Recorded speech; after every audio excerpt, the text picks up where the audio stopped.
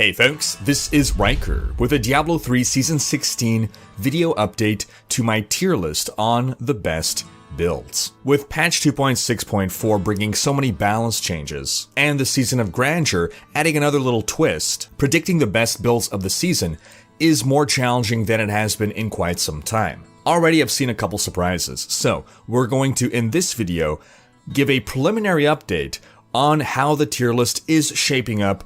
More research needs to be done, more analysis needs to be done, and more time needs to elapse to allow for any surprise builds to emerge. So while this may be the last update to our tier list for this season, we might have one more video coming. Now, I'm going to assume you've already seen the original tier list video, and now we'll go through every class and any builds that have been upgraded in tier or any new builds that have emerged for that class, starting with the Barbarian. For the Barbarian, the Charge Barb is performing slightly better than anticipated, so we're upgrading it from the top of A tier into S tier. This puts the Barbarian in a pretty decent place for Season 16, with two S tier builds of relatively equal power. Now, the Charge Barbarian and Rhykker Hoda are both builds that have been top builds for the Barbarian for some time now, with Hoda Rhykker pushing out the Charge Barb by a bit. But because the Charge Barb utilizes the IK set, and the IK set got a stronger relative buff than Rhykker, it makes sense to see the Charge Barb rise and match the power, or some would argue, surpass the power of the Hoda Rhykker Barb. The other thing that the Charge Barb has going for it is that it's an excellent speed build, and the same cannot be said for Hoda Rhykker. In fact, there's whisperings amongst some top players that the speed meta for group compositions may now include Charge Barbarians. Onto the Crusader. First off, the Hammerden is being upgraded from A tier into S tier. It's performing stronger than I expected, and it's looking like it could reasonably stand toe-to-toe with Condemn. Then we have the Roland Sweepsater that is performing slightly better than I expected, from top of B tier being moved up into A tier, and the Invoker Thorns Crusader is seeing a similar transition from B tier into A tier, performing a little better than expected. Condemn was dominating for so long that a lot of people weren't bothering to really push these other builds, Sweep, Invoker, Hammerden, to their limits. Now that they've been buffed, and I guess just from ennui of Condemn, people are starting to try to push more with these other sets, so we're starting to see their true power begin to emerge. That said, I'm not expecting Sweep or Invoker to go beyond A tier. So now we have the Crusader with two S tier builds, two A tier builds. The Barbarian, same thing, two S tier, two A tier. Let's take a look at the Demon Hunter now. We had Marauder at the top of A tier. It's performing ever so slightly better than expected. We're going to upgrade it into S tier. And then Impale as well, performing better than expected. It will also see an upgrade from A tier into S tier. That gives the Demon Hunter 4 S tier builds. And some would argue that I've also underrated Natalia in B tier. After far too many seasons of playing second fiddle, it looks like Demon Hunters are starting to shine again. On to Monk. Here's the biggest surprise for me on this tier list. The Raiment Generator Shenlong build is performing significantly more powerfully than I expected. We're upgrading it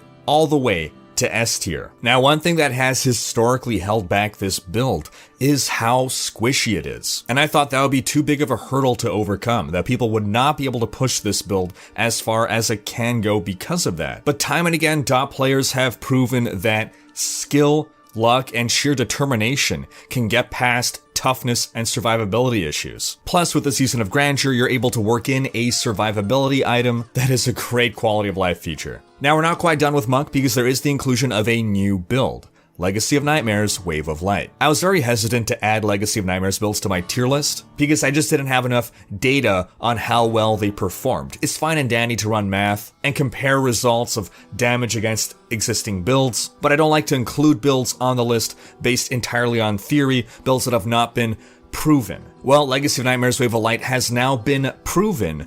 However, I remain unconvinced that it is any better than Inna Wave of Light or SmokinWookie Wave of Light, which we have in the A tier, and I'm going to relegate Legacy of Nightmares Wave of Light to the B tier. Inna Wave of Light and SmokinWookie Wave of Light appear to be relatively evenly matched. If you look at the numbers, SmokinWookie is capable of dishing out more damage, and that's factoring in the Rabid Strike. You see, Rabid Strike makes it such that while you are in Epiphany, when you cast a Spirit Spender like Wave of Light, a Mimic will also cast this spell. So a lot of people falsely think this means, oh, well, that's double damage. It's not quite double damage. Community member Davlock did an amazing analysis on how the abilities cast by your Rabid Strike spenders are modified by various bonuses and buffs. I'll drop a link in the video description to that analysis. Maybe I'm wrong and there's some more up-to-date analysis here. But in short, the Rabid Strike mimics do not benefit from every single buff that you benefit from. By his estimates, the mimics in an Inna Wave of Light build will only be dealing 50% of the damage that you're dishing out. So that's a far cry from double damage. And when comparing Inna and SmokinWookie, it looks like that if you were considering it doubling damage, then yeah, it outperforms SmokinWookie. But if you're looking at it as 150% damage, then it's slightly behind SmokinWookie. That said, Inna is a whole lot easier to run than SmokinWookie. You don't have to manage these SmokinWookie stacks. You don't have to waste time building them up. That's time that you can be spending dealing damage. That said, if you're skilled enough and lucky enough, you're never going to lose your SmokinWookie stacks. Furthermore, Inna's is just a lot tougher, has better survivability. And for all intents and purposes, these builds are so close in power. Again, they're grouped in the same tier here. But then when we look at Legacy of Nightmares, this is basically just a weaker version of Inna's. Davlock estimates for a Legacy of Nightmares Wave of Light build, the mimics are only dealing about 35% of your damage, even less than Inna's. That said, I will stress again that Legacy of Nightmares really is the wild card of this season. It's possible I may have to upgrade Legacy of Nightmares Wave of Light from B tier into A tier, but I highly doubt it's ever going to perform better than SmokinWookie or Inna. Onto the Necromancer. We've seen the emergence of a Legacy of Nightmares Corpse Lance build. Now this is a bit of a contentious issue, but it does appear under certain analyses that Legacy of Nightmares Corpse Lance can out DPS Pestilence Corpse Lance. It definitely out DPS's Trag'Oul's Corpse Lance.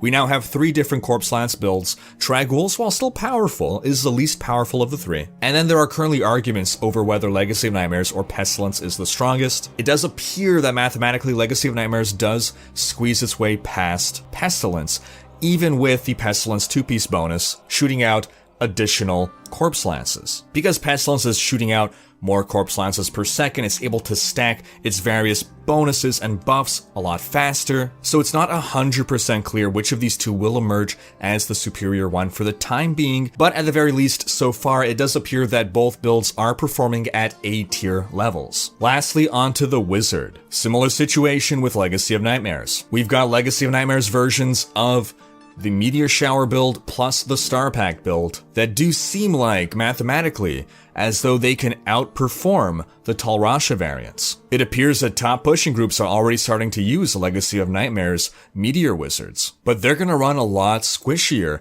than their Talrasha counterparts. For the time being, we're gonna put Lon Meteor in A tier. However, these builds can potentially blow their way through S tier and define what is the new most powerful builds in this game. It's gonna come down to player skill, staying alive, luck, and again, pure grit. And that's gonna wrap up this update to our tier list. But as a reminder, do stay tuned for any potential future changes that we'll see throughout the season. Thanks for watching. Special thanks to my Twitch and Patreon supporters for making these videos possible. If you like what you see on this channel and want to support the creation of more content, you can consider becoming a Royal Raider on Patreon, where your support is immensely appreciated.